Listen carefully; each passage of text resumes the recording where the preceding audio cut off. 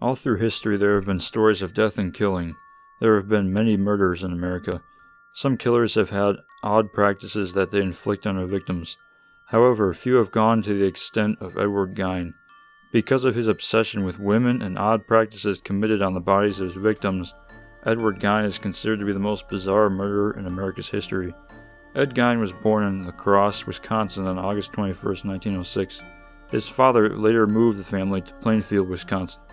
Gein had one brother named Henry. Their father was an alcoholic and the mother was a strict believer in God and doing the right thing. The mother impressed on them the importance of marriage before sex. In 1940, Ed's father died. Even though he was 34, Gein was still living on the farm with his mother and brother in 1944. Henry Gein asked Ed to help him do some controlled burning on a marsh on the family's property. Ed had taken care of his part of the burning and went looking for his brother, but could not find him. Ed organized a search party, but they found nothing. On his way back to the house, Ed found Henry laying on a brush pile dead.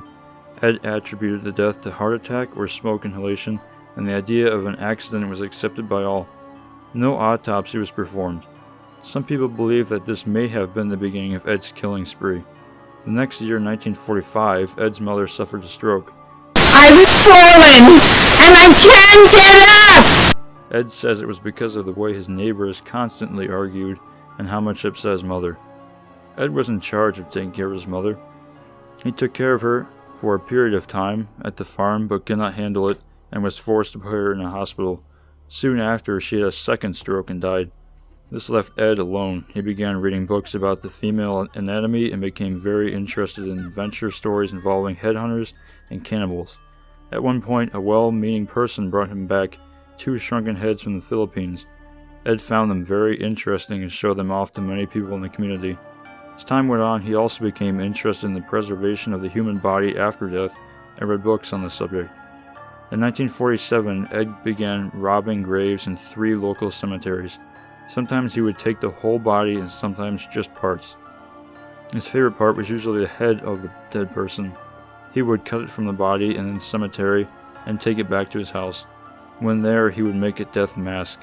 He would remove the skin from the bone and stuff the skin with tissue, paper, and sawdust. When the police searched his house, they found approximately 10 of these masks scattered around the home of Ed Gein. In 1954, Ed committed the first murder that he admitted to. Mary Hogan, the owner and operator of a local tavern, was killed. She was shot and her head was possibly cut off then and there. At the scene, the police found a large pool of blood but no drag marks. Therefore, Mary Hogan had been carried from the bar. After Gein had been caught, the police realized he was far too small to carry the large woman from the scene and believed he may have been an accomplice for this murder and grave robbings. But Gein constantly denied this. Ed Gein had few close friends. However, after he was caught, a man was believed to be Gein's best friend became mentally ill and was committed to a mental hospital. He died in the hospital a short while later. The police think he may have been Gein's accomplice in the murder of Mary Hogan.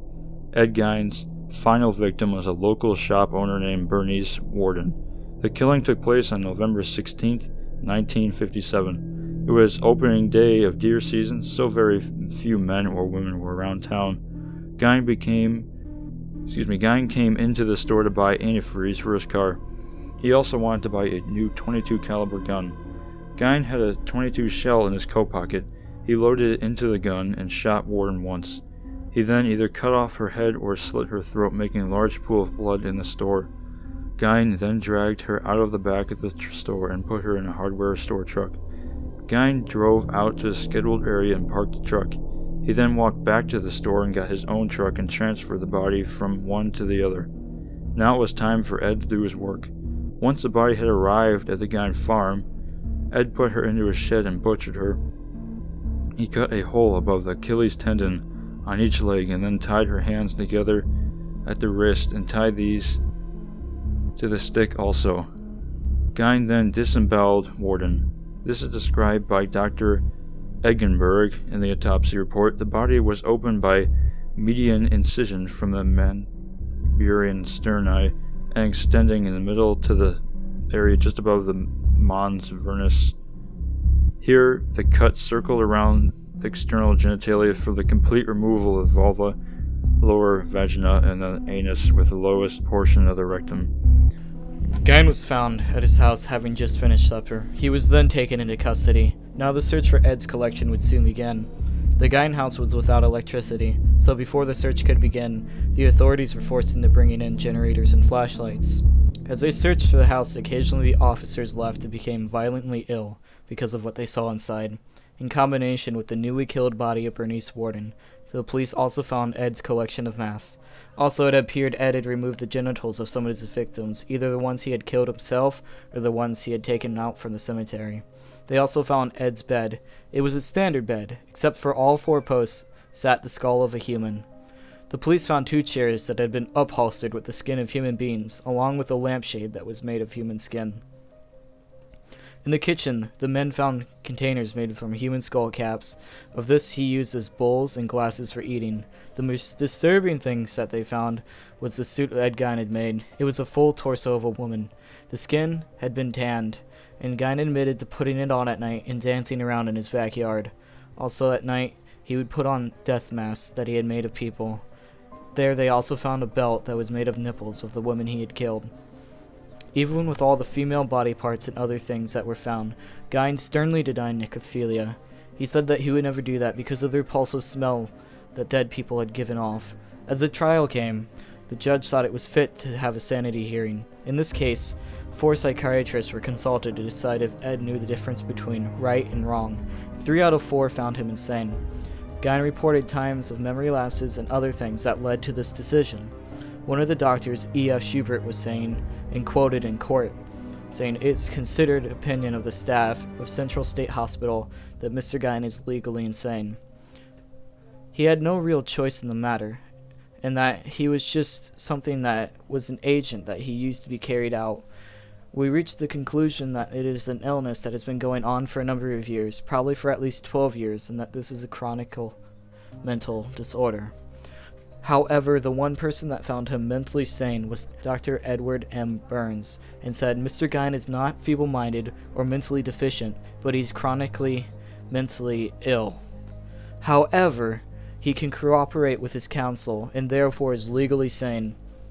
Judge Hubert A. Bundy declared Gein legally insane and sent him to Central State Hospital at Waupun for an intermediate stay. On January 16, 1968, Edward Gein was tried again for a murder, and then he was found guilty. He was then sent back to Central State. Gein remained in Central State until his death in 1985. During his stay, he had occasionally been interviewed again. His ideas on the murder had not changed since the trial in 57 and the trial in 68. One of the questions that still remains is how many people did Ed Gein really kill? When the police were searching for the house, they found the remains of 2 females that were approximately of the age 15, but there were no women in his age range buried in the cemetery. So many people believe he may have killed these 2 girls. Some also believe that his motive for murdering people was money. He is also to be believed that he had killed 2 hunters from Chicago that were brandishing large amounts of money. One evening in a bar, patrons say that Gein offered to be their hunting guide, and those hunters were never seen again. Some believe that he killed his brother so that he would gain the entire inheritance of his family when his mother died. And the story of Ed Gein is riddled with mystery and suspicion. How could he have dug up the graves himself? Did he have an accomplice? Was Gein a cannibal? There's obviously a very odd case here.